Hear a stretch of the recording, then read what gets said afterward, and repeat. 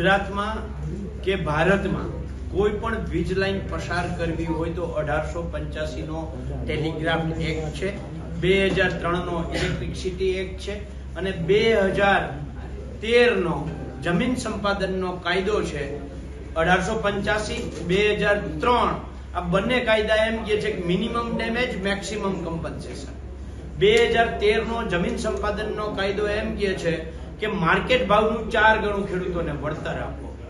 આ ગુજરાત સરકારે આ ત્રણ કાયદાઓ ઉપર બુલડોઝર ફેરવી અને 2017, 21, 23, 24 એમ 4 વર્ષોમાં અલગ અલગ પરિપત્રો કરી અને જંત્રી ભાવના, નહીં માર્કેટ ભાવ, જંત્રી ભાવના પેલા 7.5%, પછી 15% ને અત્યારે 25% વળતર ખેડૂતોને આપવાનું નક્કી કર્યું છે. એટલે જે ગઈકાલે જીતુભાઈ કહેતા હતા કે ખેડૂતો સાથે કોઈ છેતરપિંડી કરે તો નહીં ચલાવાય, અરે ભાઈ સરકાર પોતે જ છેતરપિંડી કરે છે, કાયદાઓ ઉપર બુલડોઝર ફેરવીને છેતરપિંડી કરે છે, પોતાની માનીતી કંપનીઓને ફાયદો કરાવવા માટે કાયદાઓ ઉપર બુલડોઝર ફેરવી અને પરિપત્રો કરે છે.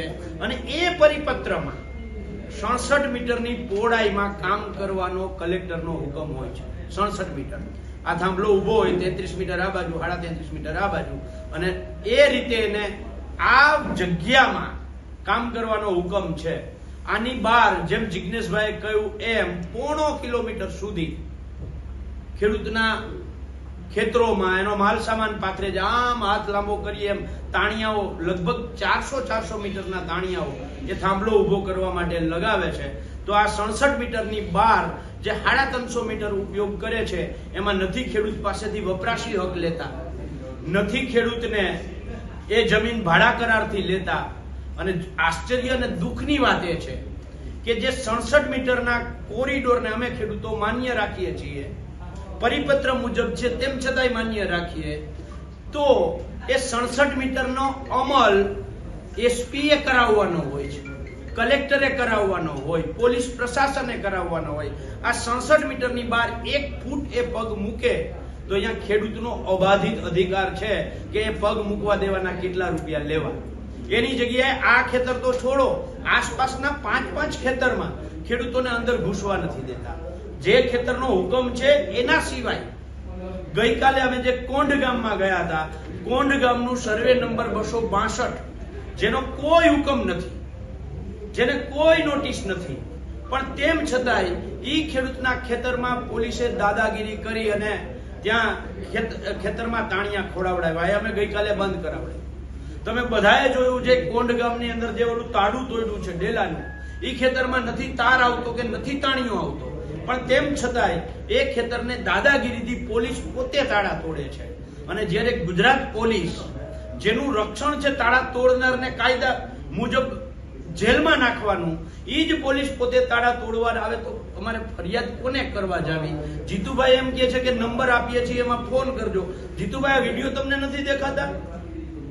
લ્યો ઉઠાવો, નાખો સુરેન્દ્રનગર એસપી ને જેલમાં, નાખો સુરેન્દ્રનગર કલેક્ટરને જેલમાં. એ કાયદા મુજબ ખેડૂતો સાથે છેતરપિંડી કરી છે તાકાત તમારામાં જીતુભાઈ, તો એમને નાખો. આ બીજો એક દાખલો તમને આપું. તમે દ્વારકાના લાલુકા ગામમાં, ફોર્ટ ગામમાં જે ખેડૂતનું ગળું દબાવ્યું હતું એ તમે બધાએ વિડીયો મીડિયાએ ચલાવ્યો છે. એમાં આરટીઆઈમાં જવાબ આવ્યો છે કે આ ખેડૂતના ખેતરમાં કોઈ નોટિસ નથી, કલેક્ટરનો કોઈ હુકમ નથી. તો હુકમ નથી, કોઈ નોટિસ નથી, તો અહીંયા પોલીસ પ્રોટેક્શન કેવી રીતે મળ્યું? જો પોલીસ પ્રોટેક્શન નથી આવ્યું અને પોલીસ એમનેમ ગઈ છે, એનો અર્થ એવો કે કંપનીએ પોલીસને ગુંડા તરીકે ભાડે લઈને ગઈ છે અને પોલીસે ગુંડાનું કામ કર્યું છે, કંપનીઓના ગુંડાનું કામ. આ પોલીસે કંપનીઓની સોપારી લીધી છે કે અહીંયા અમે થાંભલો ખોડાવવામાં તમને મદદ કરશું. આ લીગલી જવાબ છે, આરટીઆઈમાં જવાબ છે કે હુકમ નથી, નોટિસ નથી, તો પોલીસ પ્રોટેક્શન કેવી રીતે મળે? આ લાલુકા એકની વાત નથી, આ કોંઢ એકની વાત નથી, આ સાપકડા એકની વાત નથી, આ જેતપર એકની વાત નથી, આ વાંઢિયા કે લોડાઈ એકની વાત નથી. ગુજરાતના જ્યાં જ્યાં થાંભલાઓ ખૂટે છે ત્યાં આ જ રીતે કંપની ગુજરાતની પોલીસને ગુંડા તરીકે સોપારી આપે છે અને એ ગુંડાઓ ખેડૂતોના ગળા દબાવે છે, એ ગુંડાઓ બેન દીકરીઓને ઢસડે છે. અને આ જ વાત અમે ડીજીપીને જ્યારે મળવા ગયા ત્યારે પણ અમે કહી છે. એટલે આ તમામ જે યાતનાઓ ખેડૂતો ભોગવે છે, આની આરે જમીન માપણીથી ખેડૂત પીડાય છે, MSPમાં ભાવ નથી મળતો એનાથી ખેડૂત પીડાય છે, ખેડૂતોનું દેવું માફ નથી થતું એનાથી ખેડૂત પીડાય છે, ખેડૂતોને જે વીજળી ગુજરાતમાં જરૂરિયાત છે એનાથી 5.5 ગણી વીજળી આવતા 2 વર્ષમાં કંપનીઓ ઉત્પાદન કરવાના છે, અને એ જ ગુજરાતના ખેડૂતને જેના ખેતરમાંથી થાંભલો નીકળે છે એને મફત વીજળી નથી મળવાની. એટલે અમારી એ પણ માંગ છે કે ગુજરાતના ખેડૂતોને મફત વીજળી આપો. આ બધી જ માંગોને લઈ અને કોઈ ખેડૂત દ્વારકાથી, કોઈ કચ્છ, વાવથરાદ, સાબરકાંઠા, અરવલ્લી, છોટાઉદેપુર, નવસારી, વલસાડ, કોઈ ખેડૂત 12 તારીખે નીકળશે એટલે કે આજે નીકળશે ટ્રેક્ટર લઈને, કોઈ ખેડૂત 13 તારીખે, જેટલું અંતર છે ગાંધીનગર એ પ્રમાણે ધીરે ધીરે હાલતા થઈ અને 15 તારીખે સવારે 10 વાગે અમદાવાદના શાંતિપુરા સર્કલ ખાતે એકઠા થઈ અને ત્યાંથી ગાંધીનગર અમે સરકારને એક અલ્ટિમેટમ આપવા જઈએ છીએ. ખેડૂતોની જમીન માપણી રદ કરો, ખેડૂતોના દેવા માફ કરો, MSP નો દૂધમાં અને ખેત પેદાશમાં MSP નો કાયદો બનાવો, નકલી ડુપ્લિકેટ દવા, ખાતર, બિયારણ ઉપર પ્રતિબંધ મૂકો, અને ખાસ જે આ વીજ લાઈનોનો પ્રશ્ન છે એમાં સરકારને અમે જીતી નથી, અમે સરકારને 3 ઓપ્શન આપવા માંગીએ છીએ. મારી વાત હું ખાલી આ વીજ લાઈનો વાળું કહી દઉં. 3 ઓપ્શન વીજ લાઈનમાં: એક, 2013 ના કાયદા મુજબ તમે માર્કેટ ભાવનું 4 ગણું વળતર આપો, અથવા જેવી રીતે મોબાઈલ ટાવર વાળા કે ONGC ખેડૂતના ખેતરમાં ખાડો કરે છે તો જે ભાડું આપે છે એમ તમે માસિક ભાડું થાંભલાનું 50,000 આપો, અથવા તો તમે ખેડૂતને વન ટાઈમ સેટલમેન્ટમાં એક થાંભલા દીઠ 2 કરોડ વળતર આપી દો.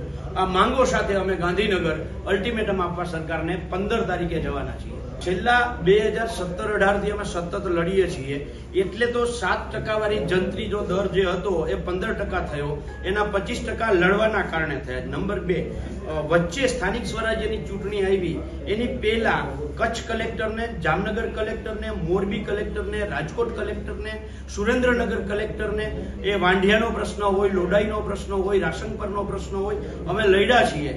અગાઉ પણ રસ્તાઓ બ્લોક થયા છે. વચ્ચે સ્થાનિક સ્વરાજ્યની ચૂંટણી આવી એટલે સરકાર સાનમાં સમજી ગઈ, એને તમામ જગ્યાએ કામ બંધ કરી દીધું અને ચૂંટણી પૈતી અને તરત ફરીથી પાછું એ જે તાકાતથી સરકારે અત્યારે કામ ચાલુ કંપનીઓને ગુંડાઓ ભાડે આપવાનું કર્યું છે, એટલે આક્રોશ છે, એટલે અમે ખેડૂતોની વચ્ચે ગયા છીએ અને ખેડૂતોએ સામેથી કહ્યું છે કે હવે બસ થયું, હવે ગાંધીનગર જ જવું પડે. હારે અમારી ટીમ સ્થાનિક સ્વરાજ્યની ચૂંટણી પહેલા કિસાન સંઘર્ષ સમિતિ અને કિસાન કોંગ્રેસે સાથે મળી અને ખેડૂતના 200 દીકરાઓને 2 દિવસનો સેમિનાર કરાવડાવ્યો હતો. આ જ વીજ લાઈનોના પ્રશ્નોને લઈને હારે વકીલોની ટીમ, આનંદભાઈ યાજ્ઞિક હોય, અમારે જયેશભાઈ પટેલ છે, આખી ટીમ સુપ્રીમ કોર્ટ અને હાઈકોર્ટમાં આ જે 16(1) ની કલમ છે એ અને